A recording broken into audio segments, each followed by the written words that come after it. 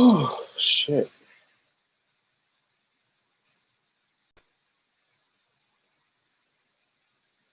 What on mute? Hey, sorry I'm late.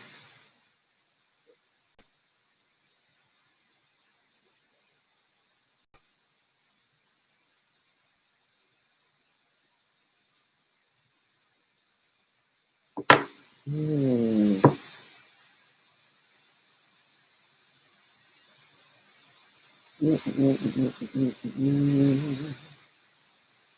Hey, everybody. How are you? Why is it so low? Let me see if I can move this up. It's too damn low. Hey. Yeah, there we go. Ooh, there we go. That's better. Ooh, my mouth looks all crusty and dry. Hey, everybody. Hey, Jonah. Hey, Brandon. Hey, Mr. Polo. 313. I think that's how you say it. Kay, Adrena, Marissa, Ray, Justin Scott. Get my lips together. They feel crusty. Oh, wow. Okay. Mm.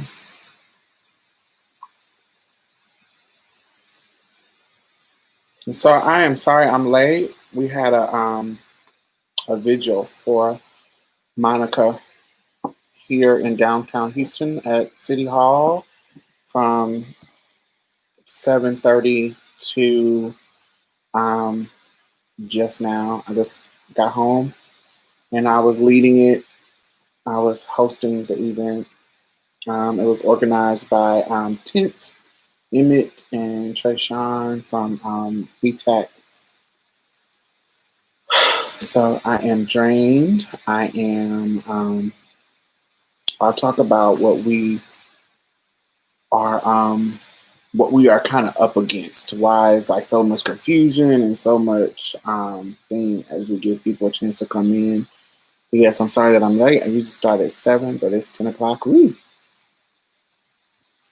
I like my shirt. Do y'all know who that is? It's like a Halloween thing, but also a trans thing. Oh, it's super cute. I love this. Do y'all remember this movie?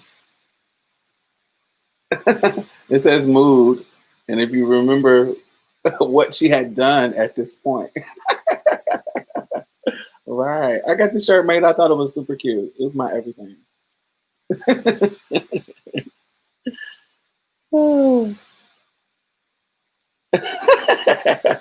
You only can get the joke of this if you saw it. That's why how I was laughing.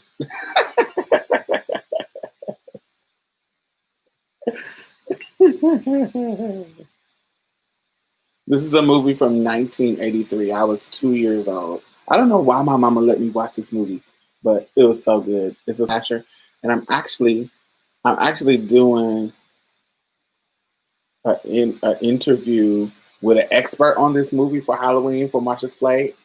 It is so good. We talked about this whole movie, and that's what the whole show is going to be about for Halloween. So I think y'all going to like it. I think it's the first white trans woman that I had on the show. I think. I think it'll be the first.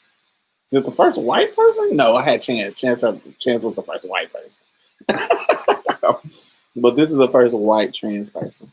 But yes, I loved it. I was like, oh, I'm gonna make this shirt for Halloween. It's so cute. Oh gosh. I'm trying to find joy in everything now. Um so yes, this episode is gonna be about Monica Roberts. So if y'all have questions, y'all can ask me just so y'all know what's going on. If y'all are confused about anything, y'all can ask me just so I can know. Just so y'all can know. Be up to date.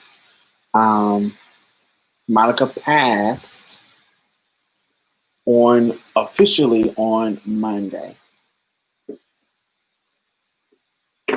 Why it took us so long for us to find out that she passed is because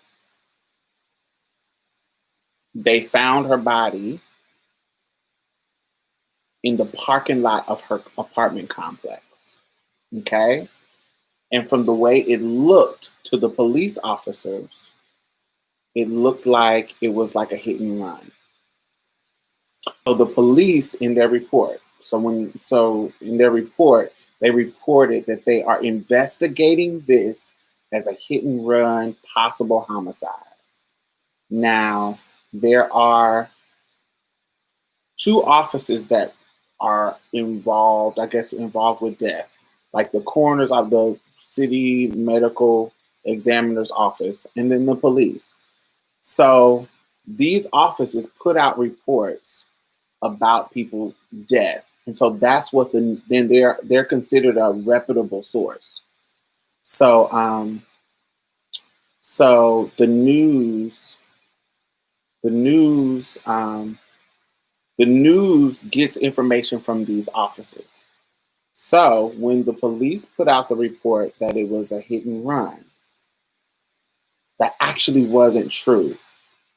The coroner, the medical office, put out a report and said, actually, based on the investigation, based on what we see is happening to her body, based on the autopsy, she actually didn't. It wasn't a hit and run. There was no trauma on her body.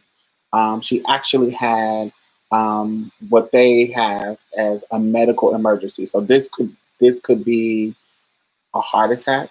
It's multiple things that it could be that would be considered a medical emergency. So nobody hit and ran over Monica. So that report is not true. It was put out by the police because that's how they were investigating it. Not that it happened. They were like, this is the investigation going on. Does it make sense? So people were putting the stuff out and it was like, ooh, this is confusing. But the medical examiner was talking to the family and the people involved.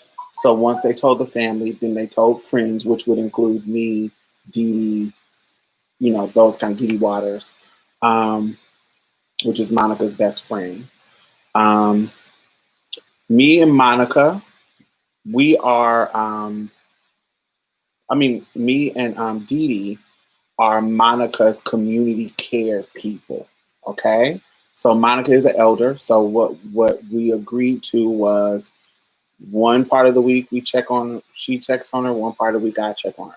And that check could be a call. Hey girl, you need something? Hey girl, I'm going to Kroger. You need me to bring you something? That check is just, you know how you check on your elders. You're like, hey, what's up? You need something? You need me to get you something? You need me to come over? You need da-da-da-da-da-da. So Monday morning, I had checked on Monica, and she was fine. The incident happened Monday evening. And so when they found her, they took her to the ambulance came, took her to the place, blah, blah, blah, blah. And so they have to figure out who she is. So of course, by her physical self, she's a pre-op trans woman. So by her physical self, they knew that she was a trans woman. And so they have to contact community, you get what I'm saying? They have a particular way of having to find out who this person is if they don't have an ID on them. So that's why it took from Monday to Thursday for us to figure out what was happening, because she just was in the parking lot. She just was in a parking lot. And so the people didn't know and she was taking out her trash. So the people didn't know who she was. It's not like she took her ID with her to take out her trash. You see what I'm saying? So the people had to figure out who she was. And they did. What we are dealing with now is Monica's mother is still alive. And Monica was almost 60. So you can imagine how old her mother is. And her mother is I don't want to say transphobic. She's just old school, very problematic. Um, accepting, um, accepting, and so her older senior citizen mother is the person who is over like all paperwork or anything like that, any kind of insurance, any kind of arrangement. Her mother is the final say. Now she is being receptive to us. And she's a problematic old woman. But she is being receptive to us. So she's letting us kind of not we just kind of tipping her along like, honey, this is the elder of the trans community, baby. This is the big wig. We can't those games that you might be able to play with some regular, we can't play. So we're kind of easing her in the direction that we need her to go. It's not fully negative, so I don't want to try to think like it's about to be some bullshit. It doesn't feel like that. It feels like and you never know what folks is gonna pop you with once the papers come down to the shit. But she seems receptive to letting us handle the stuff because one of the reasons is because she's older. And yes, so that's that. So that's what we're navigating. We're trying to be tender with her because she is mourning, but we also want to respect Monica's wishes and what Monica wanted, in which she left us very clear instructions on how that happening. So there's that. Let me think of what else. The official dates of the services are going to be the 23rd, the 24th, the 25th. We will be having a wake on the 23rd. We will be having the funeral services on the 25th, and on the 24th, and then on the 25th, on that Sunday, we are going to be having a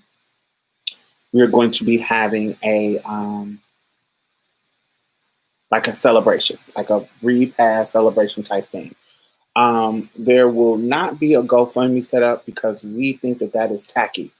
We think GoFundMe, Cash Apps is tacky.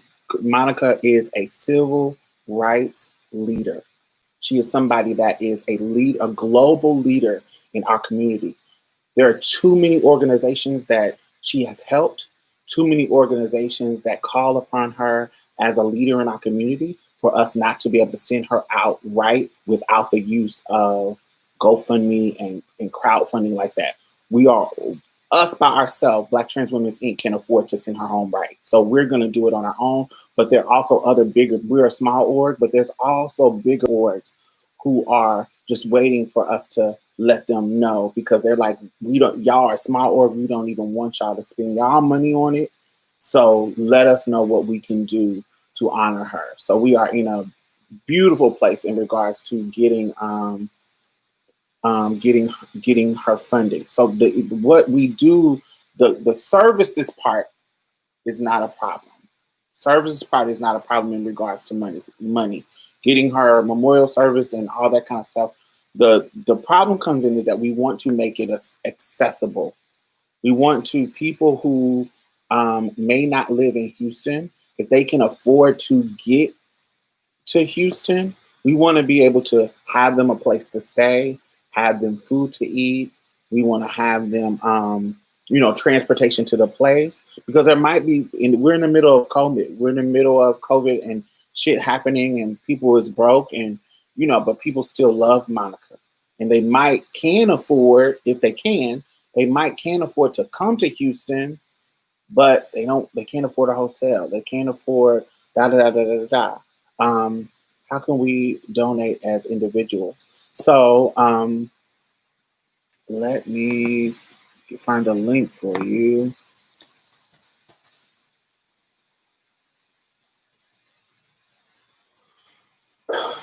So that is definitely what we do need help with to make it accessible to people who we want to rent out hotel rooms because we want people to be able to still social distance. We was think at first because we were thinking about our old pre-COVID mind. We was thinking about getting Airbnb, but then we were like, oh no, that's going to be a whole house of people coming from different spots. We about to pull a Republican Party and fucking put people at risk, but we not doing that. We not doing that. We are not gonna do our people like that. So we're gonna try to rent out hotels, and I'm sure they would love the business. Thank you, Brandon. Thank you, Brandon. That's what I was looking for. Yeah, so thank you for posting that. Um, Autopsy, crime victim, 58, too young. No, not a crime victim. No. I want to clear that up. The autopsy is she's not a crime victim. She had a medical emergency, like what they call that. That's like a heart attack or something. So yes. So I really wanted to be accessible for people to who comes to who come to Houston from out of town. If they're coming from Dallas, if they're coming from New Orleans, if they're coming from wherever they're coming from, we want to at least have a space and be able to afford a place to, even if we got a double do two people in a room type of deal. We want to be able to do that. Oh my God, I'm so glad you cleared it up. Yes. Yes, she had some type of heart attack. Let me think of what else. So yes, just so y'all know, this is how the chain of command of power in this situation works. So it is the mother, clear as day. It is the mother that who has the final say on what is going on with Monica. The person who is her confidant in this situation is Dee Dee. Dee Dee is Monica's best friend. Then in line is me. So Dee Dee is handling the arrangements. I'm handling outside of that. Dee Dee wants me to handle who is going to be speakers. She's like, because I'm more social than her. So she wants to make sure that if people are coming who are leaders in the around the country who might come, she wants me to make sure I have, I set up the roster of speakers, and we are getting venues. There's a place here in Houston that has, it's called something park. I'm not a native here, so I can't remember the name, but we're renting the park out and the inside of the building out because we're going to do like a museum of Monica's work and her, some of her most popular blogs, and kind of set up like a Monica museum. And that we just have some great ideas that we want to just send her off just beautiful and really showcase why she is who she is for us. What else? I'm trying to think of if I'm leaving anything out. So that's kind of what we're navigating. Like I said, we're not her mom, who is old, mourning, and dealing with the loss of a child, but also she is older with old school sensibilities. So this trans shit, child, I don't know nothing about this shit. That's very her. She's a old school teacher kind of woman. So yes, we did a visual tonight. I'm traveling to Dallas to do a visual on Sunday. Yes. Trying to think out, do y'all have any questions? Am I leaving anything out? Leaving anything out? So the 23rd through the 25th. The wake will be on the 23rd. The funeral will be on the 24th. And the repast celebration will be on the 26th.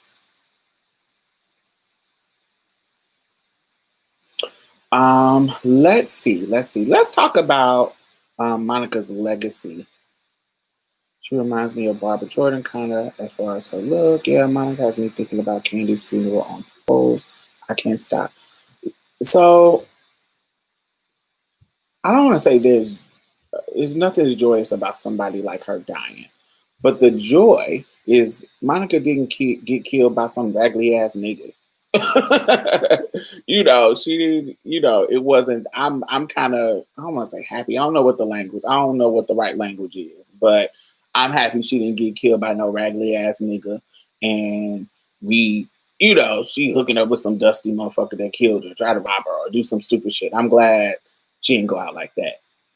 Not that any way to go out is good, but I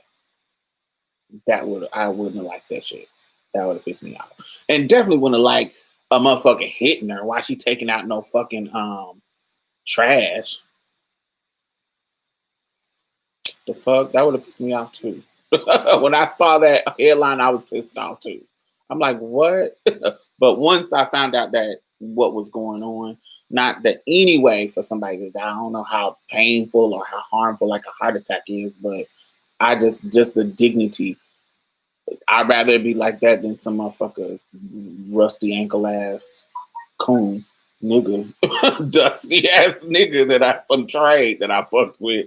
I'd much rather it be that. Fuck out of here.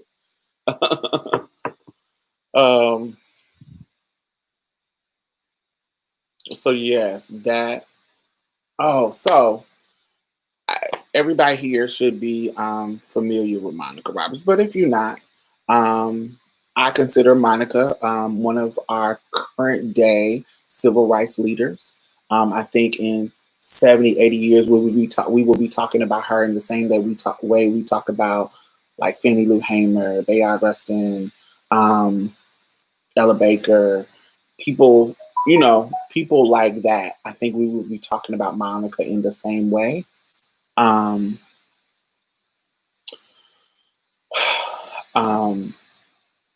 There's a lot of elders out now, but Monica has been advocating for trans folk before it was like in vogue, before it was like popular to do, popular to be. There was a time, particularly early on in my my activist and like my online media presence, there was a time when I was actually, doing the work in archive and stuff. If I wanted to search and look for information on trans folks, when you search anything about trans shit that was historical and like historical knowledge, the only site that would come up would be Trans Griot. It was a central location where you can get information about trans people and trans history and that. And it wasn't anybody doing it in the way that Monica was doing it at the time. And my YouTube started in 2008. Her blog started in 2006. So she was 2 years into the archival work. So when I brought my happy ass on YouTube and was like, "Oh, I want to do trans archiving," somebody was already doing that on the blog level. But now blogs is kind of getting out of vogue, out of fashion or whatever. So if you were like looking for like reporting that was trans and culture, that was centering trans culture and events, more than likely you were going to run across one of Monica's writings that was like centering us with honor, calling people by their name, and she would be calling people out who weren't using the right pronouns, who weren't using the affirmed name, which is the Associated Press. Their actual standard is to use our affirmed name. And so when people would do that, when people would not use our affirmed name, she would call their ass out because that's literally not the standard of how you're supposed to do. So that means you being transphobic on purpose, for real, for real. And she would call it out, and she would be the one who's writing the articles that would be honoring trans people.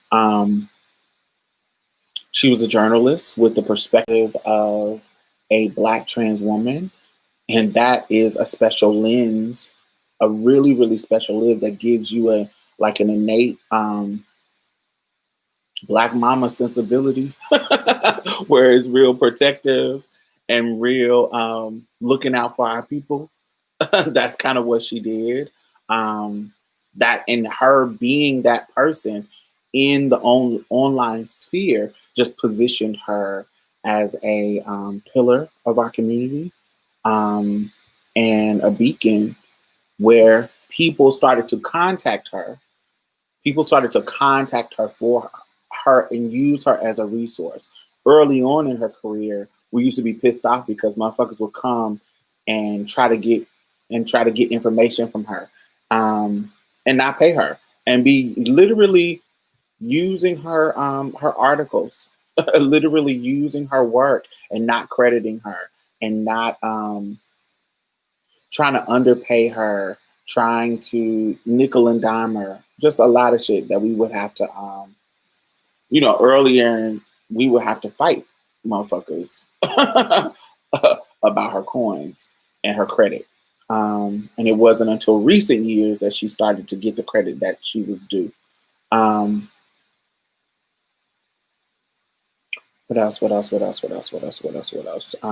Like she just was one of the media sources that covered trans issues, that kind of covered us with honor. Me and Monica are 20 years apart. I'm 39. She is 58. Um, but we transitioned about the same time. So she transitioned in the early 90s. I transitioned in the early 90s. So I remember when I sued my high school in 99. I don't remember, but she showed me. um, she lived in Louisville at the time. And she wrote about my case in an article when she was doing a column in a Louisville paper or something like that. And so, um, even back then, she was archiving, even though we didn't know each other, she was archiving my history and making sure that our narrative wasn't erased. Um, and we always, with us, y'all know, if y'all know me, she's originally from Houston. And if y'all know me, y'all know I have tons of information in my head about historical shit. And so when me and Monica met, it was almost like we was kindred spirits, because I would know stuff that she would know. She would know shit that I didn't know, because she was really particular about like political stuff, like who was in office when how many votes almost won this case or did win this case. Like she's that type of person where she remembered those things. I remember the cultural impact of events and why this was important in making that connection and putting us together. Baby, you put us on a panel together, we're wearing it out. Because we just have that sisterhood in how our brain works and what's interesting to us. And usually it's history in that regards. So let's see. Um, I liked her because she was fiercely pro-black. She was fiercely pro-trans. We were just even though she was older than me, we were real similar in how we wanted to navigate the world and what we wanted to offer to the world and what we wanted to do. I was a little bit less respectable. Just to give you a little bit of history, Monica's father um, was an activist, a black activist. He actually was, I guess, the equivalent would be the Tom Joyner of Houston. He was like one of the first black radio people. Um, Her father was one of the first black radio people in Houston to ever have a show. Um, and he was an activist here in Houston. So he had a lot of clout. So when his firstborn son was born, he had a lot of plans for his firstborn son, which was Monica at the time. And so Monica's mother is a teacher. So they had all these expectations that Monica didn't fit, of course. Um, she was supposed to grow up to be this respectable. Her dad wanted her to be a politician. So how they reared Monica, um, they were grooming Monica to be a male politician, and it which explains a lot about Monica, why she has the interest that she has, why she knows what she knows. Her father introduced her to um, politicians all over the country, all over Houston, and that's kind of where she was. But when she transitioned, that kind of crushed her father's dream. So on like around the time that he passed away, her father passed away. Um, her father would say, "I just basically telling her like, I just wanted you to be. You could have been like you could have been Barack Obama. You could have been da da da da da. You, I just wanted you could have been one of the most powerful people in this city if you would have just went on the path that we were setting out for you. We got you through school. We got you." He was almost trying to guilt trip Monica, like you didn't live the dream that I wanted for you. And so Monica has told this story too. Monica is like, but I'm a political powerhouse now. I got those politicians that you so respect. I got them in my Rolodex, contacting me about trans law and discrimination law, and um, and I do have power. I do have a power that you may not understand, political power that you may not understand, but I'm just doing it my way. I've met the president. I've met the first lady, talking about Barack Obama and Michelle. I have pushed legislation. I have done political things that you may not understand, but I've done it in my way. And I thought that that was beautiful because, I can't really say that they were accepting, but they weren't like mean. They weren't like mean, but I don't want to say they were accepting. But it was a tension because Monica transitioned and it wasn't the dream. She wasn't living the dream that her parents laid out for her. And they were feeling like she squandered her life because almost like she was spoiled into like you didn't grow up in some deprived home. You grew up in a respectability haven. And so because she didn't fit into that narrative, because she didn't fit into that dream, her father um, expressed his disappointment. And before he died, Monica was able to express that I'm still doing me. I'm still in politics. I'm just doing it my way. So if you can think of that as a triumph, it was. It felt good to her to be able to say that and do that. That was something she was proud of. Monica loved, oh God, Monica tonight at the visual.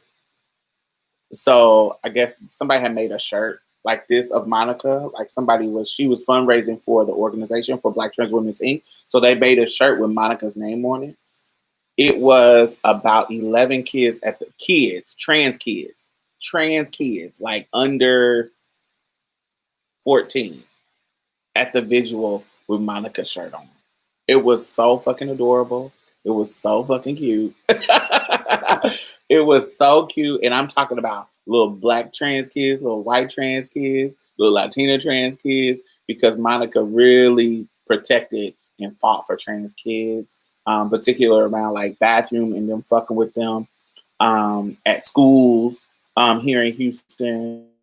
She just was a champion for the trans kids and how don't fuck with them. And so when they meet her love kind of just pours out, and they love them some Monica. And they came out, and it's just that's the part that got me super emotional because how I deal with death isn't typical.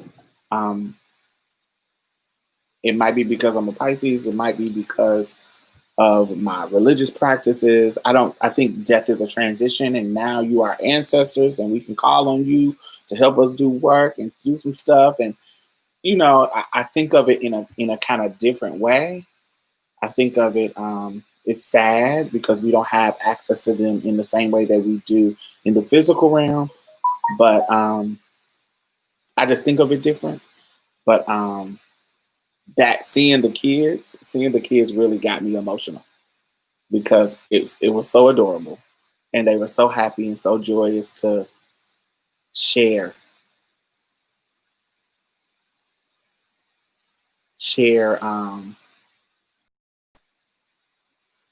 just share their love for Monica. You feel me? So yes. Let me see. Let me see what y'all have said. So she was the editor of Trans Griot. Did she start it? Yes, she was the editor in chief. She started it in 2016. Her work is truly invaluable. It is a plethora of information for you and an archive um, of tons of stuff.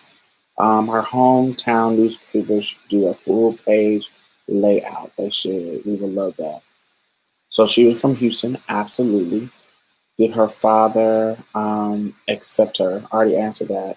Wash Allen. Who is Wash Allen? No, it wasn't Wash Allen. I know who that is. Um, his last name was Roberts too. I can't remember his first name. Are you answering questions at the end or not at all? What do you want me to answer? This is making me cry. Miss Monica was such an amazing woman. I'm glad that she was able to have such a huge impact on people. Yes, I am too. I'm glad I met her. I'm just glad that I can call her a personal friend. One of the things that I'm seeing, there are people that are kind of, did anyone get ABC together about the article they put out about her death? We have not addressed any media people. Um, but I explained it earlier. It wasn't about getting them together. I explained it earlier, but so how media works is what are considered reputable sources is city offices.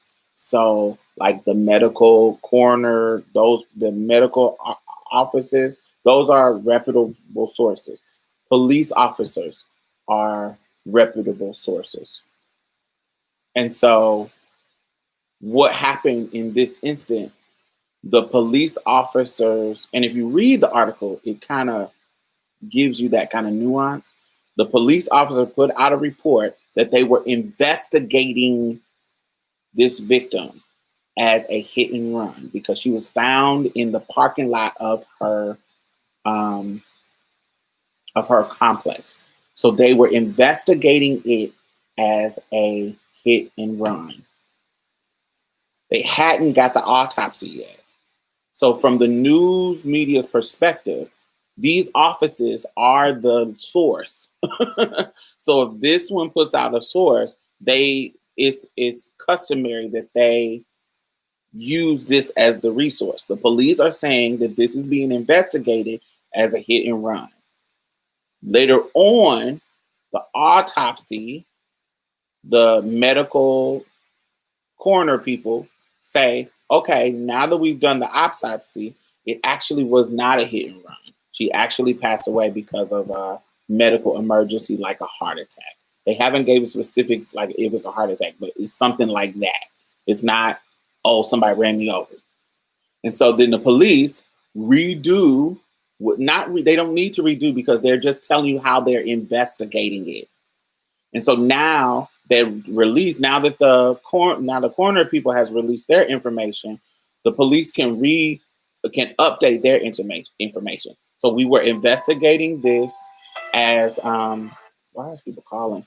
We are investigating this and we were investigating this as a hit and run homicide situation. But now the coroner is telling us that that is not the case. So now this is what has happened. And we have contacted the family, blah, blah, blah, blah, blah. The problem with the media is that they gave you the information that was coming out of their reputable sources. They were updating it while they were getting the updates. And so it causes confusion. So, yes. But what they did was actually customary. To go to the source is the medical coroner people and the police, and so that's where they were getting their med. Even I'm in a thread of police. Um, I'm in a police thread with some of the officers, and they were updating it in an email to city officials who will run Trans Griot going forward. I have no idea. That part I don't know. Um, she hasn't. She didn't leave any kind of. Um, Now she has said for years that I do I do what she does just in a different way. Monica is a writer. I'm not a writer. I don't do writing. I do, just like I need to talk to people. I can do. My goal always is to anybody doing something big is to interview them and put them on video so y'all can see what they look like and we can get into the details of what that is. Um, and I've been doing that for years. I got before Cheryl Courtney Evans was died. I had an interview with her. I think this is my food. 1 second. Mm.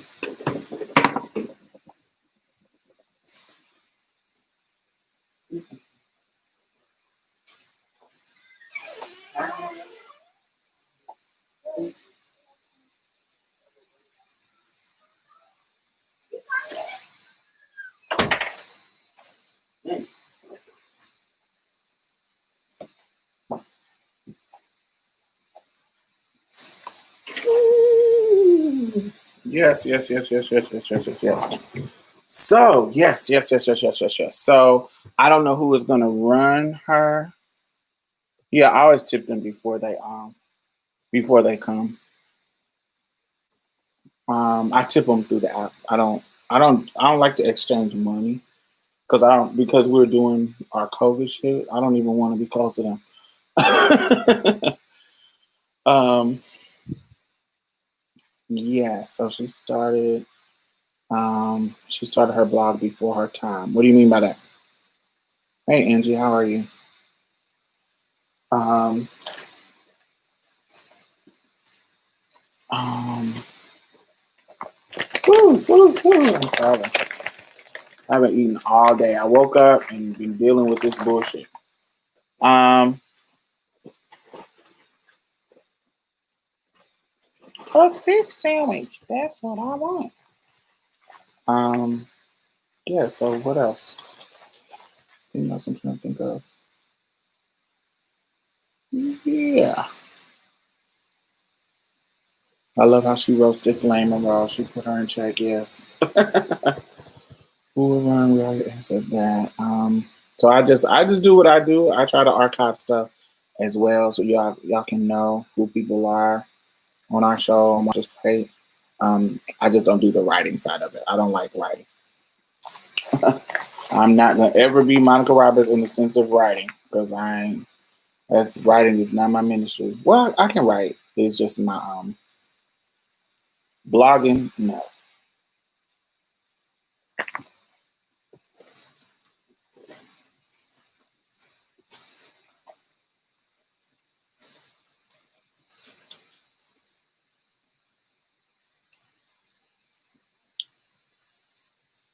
So, any more questions? I gave y'all a date, so the 24th, 23rd, 24th, 25th. We haven't got venue secure. We'll work on that. Did she have siblings? Yes, she did. She don't talk about them too much because I think it was some weird stuff. One of the reasons why we live isolated lives. I'm eating a fish sandwich and some fries.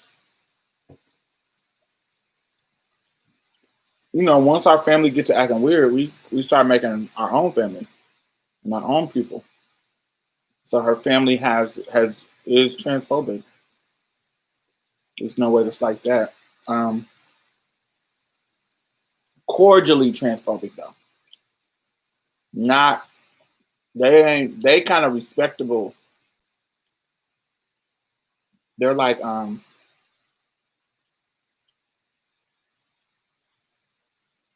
they're like like a respectable family. They don't how they maneuver transphobia is not going to be how like a hood family is. It's going to be different. You know, they almost hide Monica.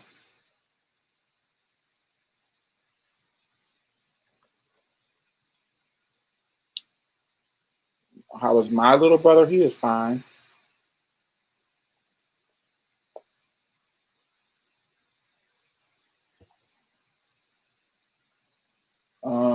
What else?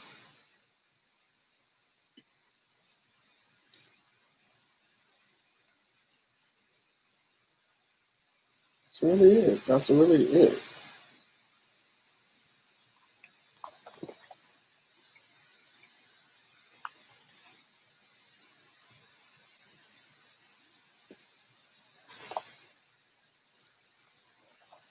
As we turned it into a mukbang.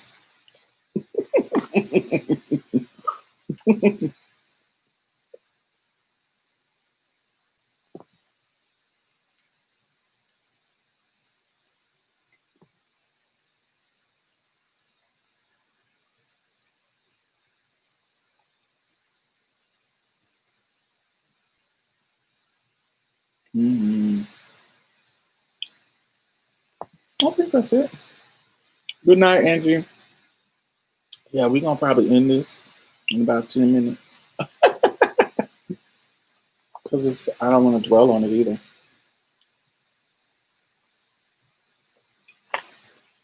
Well, I just wanted y'all to have the information because I know it's been confusing today. If you have been paying attention,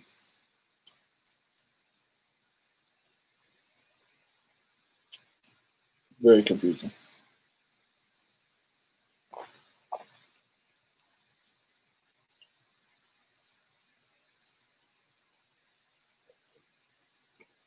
Thank you, Ray.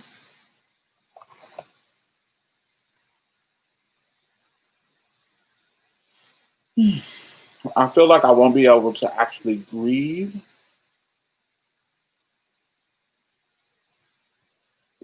until it's over because I feel like I have to put on a face for now.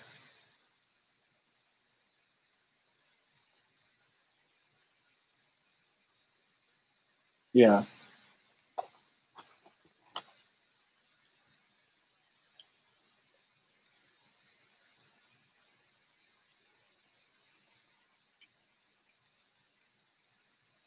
but I don't feel alone.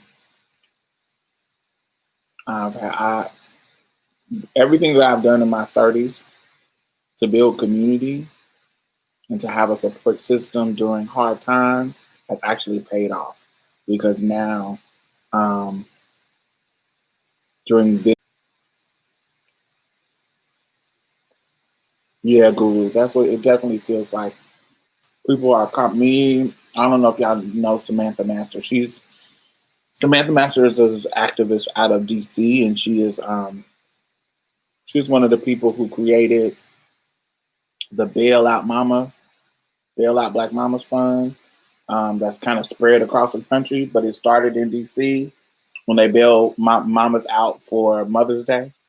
She's one of those organizers, and her name is Samantha Masters, and she's cool as hell. We talk about we even before this we talk about like once a week, um, and she didn't, and she just been talking. She's gonna come down and cook for the people. She's gonna come down and cook and take care of feeding folks. Um, but y'all have a problem with them misgendering us and misgendering her. Um, I don't think that that's going to happen publicly, but yes, I think that, like I said, her older mom is Problematic. But not the kind of problematic that you can't work with. She gets that. My, she gets that Monica is ours along with hers. And she is willing to let us do the things to honor her child. So that's where we're at. Now, do we gotta have our ears burning with a little wrong language? Yes. But it's not to the point where, oh my God, this is traumatizing. I can't do this. It's not like that. It's not like that. It's like dealing with your older great grandma. That ain't gonna change. So that's where we are.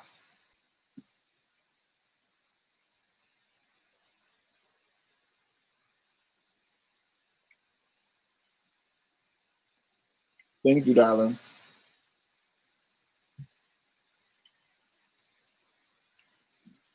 All right, we got 4 minutes. I'm out of here. Any last questions? What else? What else y'all want? What else y'all want to know? I'm trying to think of what we haven't talked about. Um, if you missed some stuff, y'all coming in late, it's gonna post so y'all can know what's happening. Um, but yes, problematic mama, problematic but disinterested siblings, so they're not a problem at all. We're gonna have a venue. We're trying to get the inside of this, whatever park this is, and we're gonna create. Our ideas is create like a museum for Monica that represents her and her work and different pictures, and that we really want to do that. I think that's gonna be dope. Of course, we're gonna have a repass. It's gonna be a 3-day event. Yes, it's gonna be good. The 23rd, the 24th, and the 25th. Yes. If you can make it to Houston,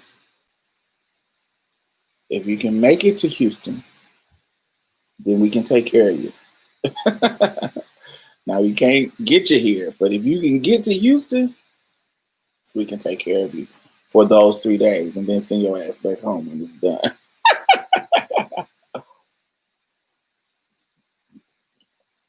Yeah, for your round trip ticket.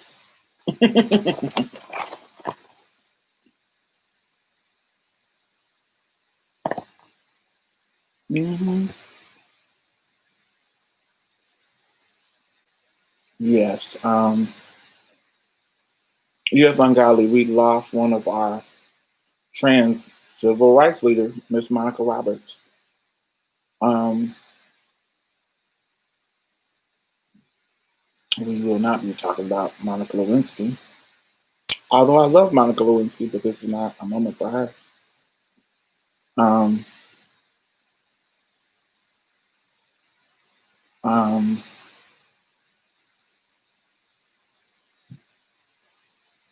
yes, Guru. I was thinking about what her legacy is, and then it makes me go back to what Maya Angelou told to Oprah when Oprah was young and trying to trip about what is her legacy going to be, what is her legacy going to be, blah blah blah blah. She didn't get murdered, godly. Um, what's her legacy going to be? And Maya was like, "Girl, you never gonna know what your legacy is going to be. You don't know who life you touched and the ripple effect that created. It's impossible to measure your legacy because you're going to continuously, as you live, touch people's lives. Continuously. So you're never going to be able to measure. You're never going to be able to measure what your legacy is going to be. And so Monica is a perfect example. You don't know what her legacy is going to be. How she touched those kids today, I gave them. They were so confident and alive. And these, I'm talking about. This is ranging from like 10-year-olds to like 14-year-olds. They had her shirt. I just imagine if I had somebody like that when I was young. It's like, whoa, it's just powerful. Um, yeah.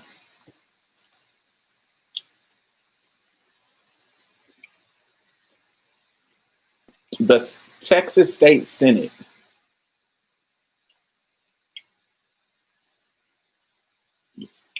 said a trans woman's name for the first time ever at the House of Representatives in Texas because of Monica Roberts.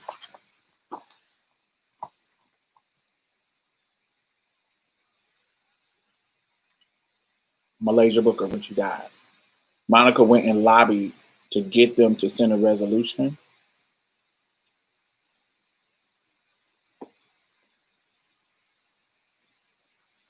Now let me say this. Monica was my sister, so and I was already an activist when I met Monica.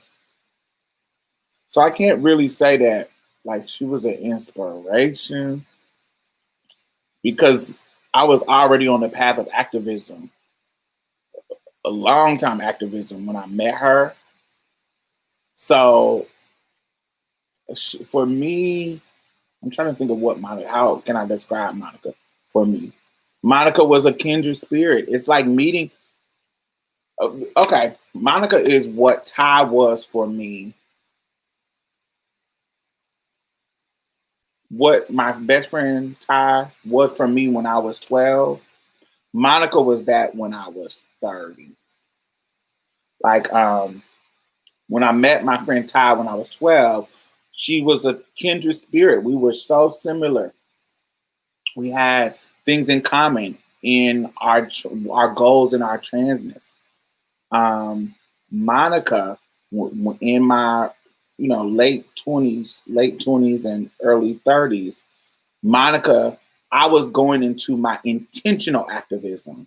So prior to that, I was in activism, but it wasn't strategically intentional. It was like if something happened, I'm going to activate. Somebody fired me, I'm going to activate. If I'm going to Jackson State and I'm activating while I'm there because I'm the first trans woman to go, first openly trans woman to go there. But in my 30s is when I really got intentional. Like I'm organizing. It went from I'm an activist to I'm an organizer, where I have a really clear intentional vision. And in that moment is when I met Monica, who also had a clear and intentional vision already going on. So it was almost like just two Black girls who had an intentional vision of it within the same interest, and they came together. So I don't want to call it inspiration, no, but I met a kindred spirit. Yes, it is a sleepaway camp shirt that I got made with Angela. And it says hashtag mood, because that's my mood. I love Angela. So yes. So it just was a mutual respect and reciprocity between me and Monica. It was just a mutual, that was my sister. Um, she had so much knowledge. She respected my brain. I had so much knowledge. So it was never a situation where I didn't feel like Monica was my elder, even though she was. That it didn't feel like that. There was a reciprocal. And plus I'm older than, like, I think I'm older than my actual age, like mentally. Does that make sense? I don't know. I don't know if that makes sense. But I connect with people who are older than me a lot of times. Even when I was younger, it was something, I got an old soul. And so Monica felt like my sister, not a not a not an elder.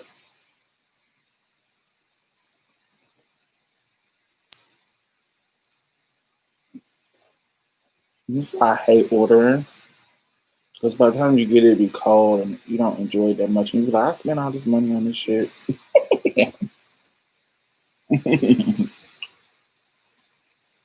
The sandwich is good, but the fries are cold and annoying. And I hate that.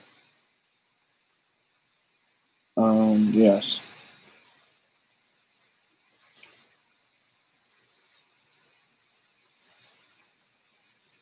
So this before I go, this movie is called Sleepaway Camp. There will be a Marsha's Play episode for Halloween that will talk about Angela, and we will break down the movie. It is an old movie from 1983. It is a slasher horror film, and I will be doing a live about it as well. So make sure y'all go watch Sleepaway Camp if you haven't watched it. It is an old classic horror slasher film,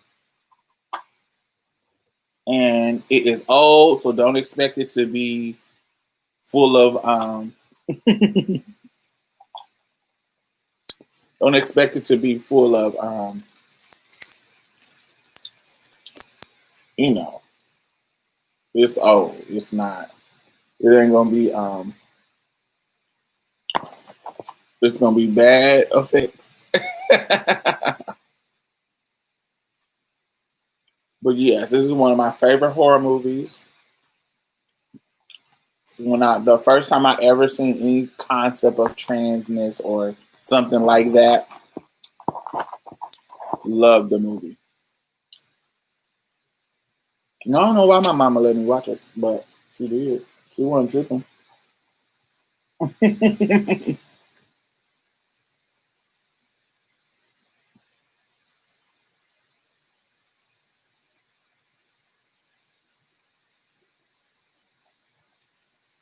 Mm, mm, mm, mm, mm, mm, mm. Oh yeah, you're really ruining it. Y'all feeling the moment.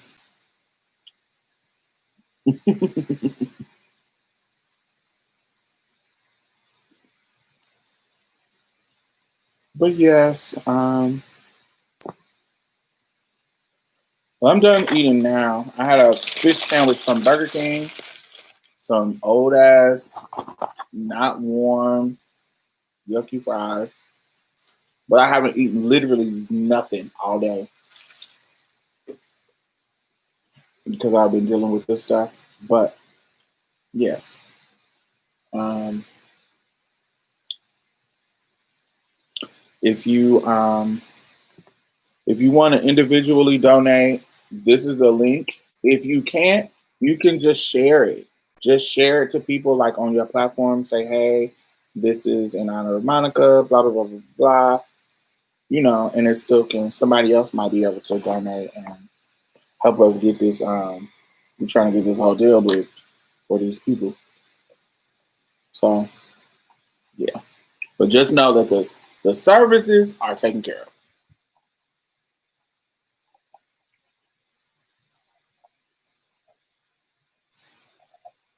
Yay.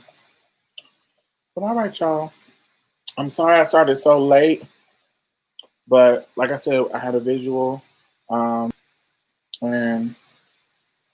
it will start over. I started at 10 o'clock, and so it's been like an hour and 10 minutes. If you want to see the beginning where I explain the Monica stuff, it'll post automatically on this on the YouTube page. Make sure y'all thumbs up, share. Make sure y'all subscribe, hit the notification bell, all that good stuff. If you are subscribed to Marsha's Play, our episode this week is one of my favorites that I've done. We talk about HIV, and the guests that I have on, I intentionally pick those guests because I know when we talk about HIV, like prevention and HIV experiences, a lot of times we center cisgender gay men. And not that they don't matter, but I wanted to give some like a unique perspective. So I got a cisgender woman who is living with HIV. I got a transgender man who is living with HIV, and a non-binary trans person who is living with HIV. And they share their experience, and they're older. So they share their experiences, and they share their joys. It's not some sad, oh, I've been diagnosed. Oh. Um, they share their experiences of being diagnosed, but they also share where they are now in how different it is because there's an older person on there, so she's able to explain how different it is, and they really go into detail about the joy they find in their lives now while living with HIV, and I thought that was amazing, and I wanted people to hear that. So, in case somebody is still in the mindset that like HIV is a death sentence, it is not. Medicine has come way far. Medicine has is to the point where it's undetectable in your bloodstream when you get tested, um, and you can't pass it. You can't pass it to people if you're undetectable. So that's how far medication has come with HIV. So you can live a relatively normal life if you are taking your medicine and taking care of yourself in that regard. So I wanted to share people's experiences, and I'm so proud of that show, proud of that episode. So that's the last episode that came out on yesterday, on Thursday, on Marsha's Plate. So check that out. Make sure y'all share it, and make sure y'all thumbs up, thumbs up, thumbs up. Let me see. I am late to the live. Okay, we got that. Are you watching Lovecraft Country? I absolutely am. That's one of my favorite shows currently right now. So I am watching it. I love it. I think a couple of episodes back we talked about Lovecraft Country, and so you can go back and watch that live and hear us talk about that. I'm sorry for your loss, Diamond. Thank you. Should be missed. Thank you. Thank you. Almighty God grant you the peace for the loss and true friend. Thank you, Ricky. Thank you for those kind words. I love it as well. It's awesome. Let me go back and watch that live. Yes, yes, yes. I think we did the live should be. I think it still should be up. I don't really cut them down unless they're too long. If they're over 2 hours, 86. But yes, y'all. So let me get up out of here. And now that I ate this food, I'm getting sleepy. So I will see y'all. Thank y'all for keeping me in y'all prayers. Thank y'all for sharing my posts and keeping people updated. And yeah, I love y'all. Be good.